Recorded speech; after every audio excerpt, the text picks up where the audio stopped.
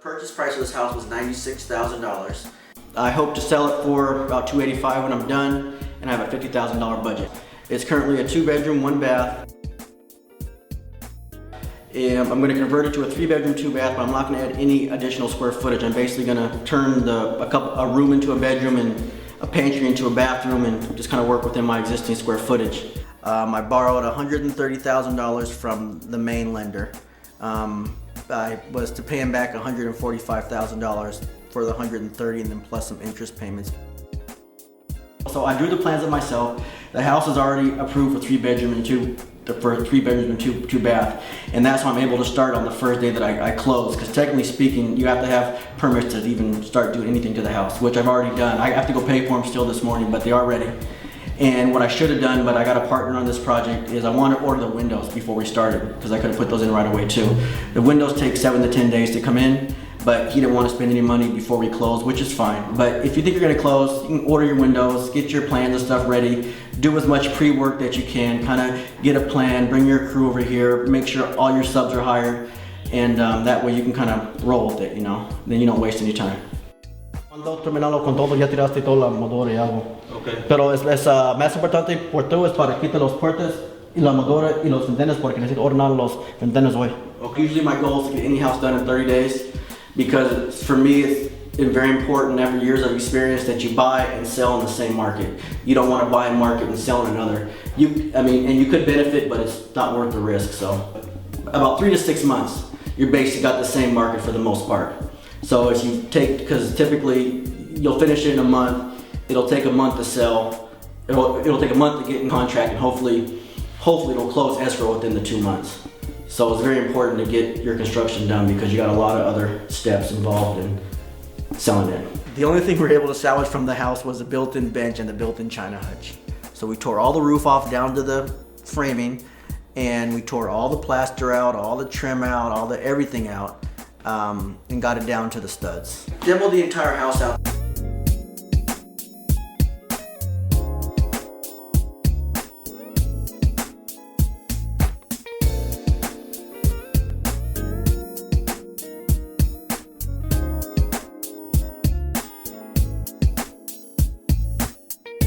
If you don't know a lot about construction, you need to find a contractor or somebody who can kind of look the house over generally. Your other option is to get a home inspection. Definitely recommend getting a sewer line inspection. And some cities are now requiring that the owner replace the sewer line.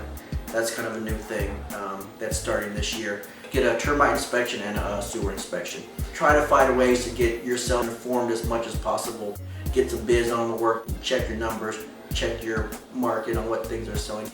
Do lots of due diligence. The biggest unknown expense, which I guess any construction project actually, is the amount of garbage. What I've been doing lately is I've been figuring about 3, maybe 4% of your total cost is going to be what you're going to spend in garbage. So basically, if you have a $50,000 job, you're going to have $1,500 to $2,000 in garbage, which actually works out to be a little bit lower because on this house I had about $2,500 in hauling on this house. And you can keep your hauling costs down by doing recycling also. Like if you get your sheetrock separate, your wood separate, and your garbage separate, and your concrete separate, you can take them all to different places and usually dump them for almost free, or some bricks you can dump for free at some places if you keep it separate from dirt. I had a lot of dirt left over from another job, but the backyard needed a lot of dirt, so I use all my dirt to backfill the yard because dirt's expensive to dump. So you can keep your costs down that way. When I bought the house was in poor condition. There was a leaky roof, there was mold on the old plaster. The floor plan was not functional at all. I think it had 4 cabinets for the entire kitchen and 1 bathroom and 2 bedrooms. So basically what we did is we gutted the entire house out, got all the mold out. And then we just kind of rebuilt it from there. There was some dry rot in the bathroom. We added a third bedroom without adding square footage. We simply turned the dining room into half dining room and half bedroom. And then there was where the kitchen was, it was like a 5 by 8 area where the kitchen was. That actually turned into the second bathroom for the master. Your fireplace nowadays are really becoming structural issues. So most of the time, if you can save it, save it. If not, you're probably gonna have to tear it out. So we tore the fireplace out. In the front yard, we did some small retaining blocks, just because it was kind of up a little bit. So some small retaining rocks. We brought some dirt in there because it was really kind of washed out over the years. And then we just put some plants and some wood chips. Redid the driveway, and then we re-stuccoed the interior walls of the driveway just to kind of make it look clean. What we did outside the house is we patched in a lot of the brown shingles because we downsized some of the windows. We didn't close any windows, we just downsized some of the windows. So we patched in all the brown shingles, we painted the exterior. There was even like above the front porch, there was like some old glass that was to the attic that really wasn't anything, but it was broken. So what we did is we took the original old window out, and I went and I had plexiglass put into the old window, so it still looks like glass, but it's not gonna break because it's so high up. And then we just patched in some of the original architectural details and changed the roof and painted the front porch and redid the hand railing because they were too low. I think they're about 24 inches. The code now is 42 inches, so we had to raise all the hand railings, and then the balusters were too far apart. We had to build the handrail up to meet current building codes. We sanded the hardwood floors in the living room and the dining room, and actually we had to do some patching in the living room area. So we took some wood from one of the bedrooms to patch the floor, and then we just carpeted the bedrooms and tiled the wet areas. So we basically cut it in half and downsized the windows.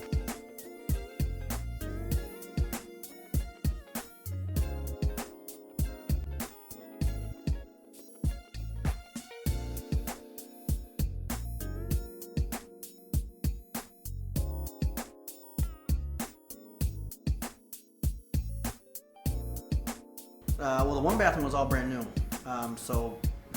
Actually I kept the original bathtub, and one of the bathrooms had it painted. Tiled the master shower, I tiled the shower stall, tiled the floor, new vanity, new toilet. I only tiled the master bathroom as far as the shower stall goes because it's time, it's money. The other bathroom, I got like a one-piece fiberglass unit. You put it in, you put your fixture in, you sheetrock around it, and you're done. I actually got that at a discount because it was dinged up a little bit. Some of the fiberglass is broken, so when my guy came to paint the other bathtub, he fixed the chips in that bathtub, so I saved maybe 30 or 40 bucks. I stuck with the inside of the garage, the foundation walls, because it looked inconsistent with different levels of concrete. I think there was a couple small cracks, and I didn't want to freak out any buyers, so we stuck with the whole interior of the garage, the whole foundation area of the garage, because you could see it's visual. You know, you look in there, you see this nice, clean stucco garage as far as the foundation goes. It just kind of gives a visual, as opposed to seeing a crack here and a different level of concrete here. You know, it just kind of makes the buyer feel better. Okay, well in this house I got 4 signatures. I got my name on the driveway. Whenever I do concrete, I put my little J. Dawson in the date. I do that in every single house. It's actually good luck because I did that in one house that I didn't do it in. I lost a ton of money on that house. So that's like a must. I try and leave as many of the original details as possible. Like in this house, I left the built-in bench and the built-in china hutch. I try and throw a couple arches in where I can if it's appropriate with these 20s, 30s houses, usually appropriate. If it's a 60s style house, 50s, 60s, something newer, I'll just make it the hard square edges because that's what was period for that particular year of house. But for older houses, I always try to add an arch. And the last thing I do is I always add like a 6 to 8 inch backsplash in the kitchen, which is different because most people just go with a 4 inch backsplash or all the way up to the wall, and I like to do like something in the middle. As far as the framing and construction, I was able to use some of the lumber that we tore out from other areas. I use a lot of that. The windows, I actually saved a bunch of money on those because I went to Home Depot and I guess somebody ordered a bunch of windows and they were the wrong size, but they actually fit this house for the most part. We were reframing anyway, so I got all the windows from Home Depot salvaged. And then I got another window from the salvage yard, which was about 1/3 of the price. And then I had to buy 2 windows. So I did save money on the windows. I bought a salvage front door. This house, the market changed a lot in December with the tax credit being gone. So there were less buyers, still a lot of inventory, but so basically I had a lot of competition for this particular house. People liked the house, but the neighborhood, it killed me over here. I had a lot of functional obsolescence, which is stuff that's functional, but it causes, can be issue for your house. Like, for instance, I have an apartment building, which is 2 doors up. I have a busy street, which is about a block away.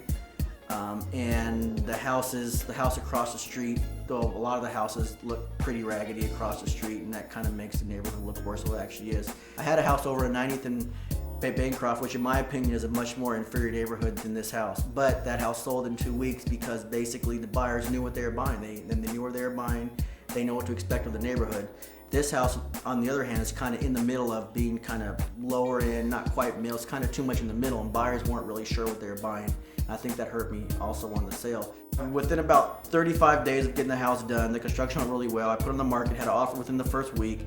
The buyer canceled, put it back on the market, had another offer on it, and they canceled.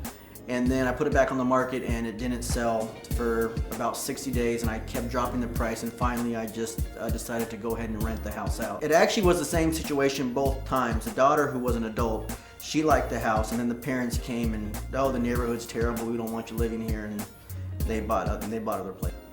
Well, it just typically I renovate homes in urban neighborhoods because my cost basis is lower. That's pretty much the reason why.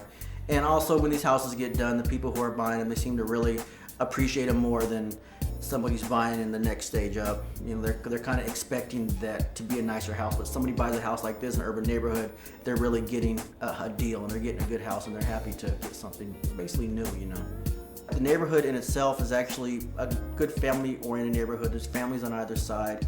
There's an elementary school about a block down. I think a public transportation close by, shopping. It's in a great location, close to both major freeways.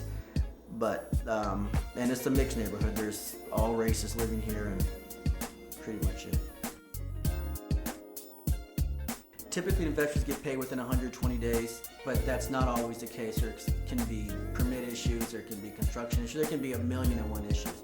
But typically, I try and pay them back within 120 days. They always get paid back within 6. And they usually make 10 to 15% on. When you add how much their points are and their interest and everything else, they typically make about 10 to 15% on their investment. Sometimes a little bit more, but typically that's about 6 months. You make 15% on your dollar, you keep moving. Basically, how I got the money for this house, I purchased a house for $96,000. I had a partner and I had a lender. The lender loaned me $130,000. He was to be paid back upon sale $145,000, and then in the interim he was getting 9% interest based on his $145,000. The house in itself, so he still is owed $145,000, but we're still making him payments at $1,100 a month. So he's making about $12,000, $13,000 a year roughly.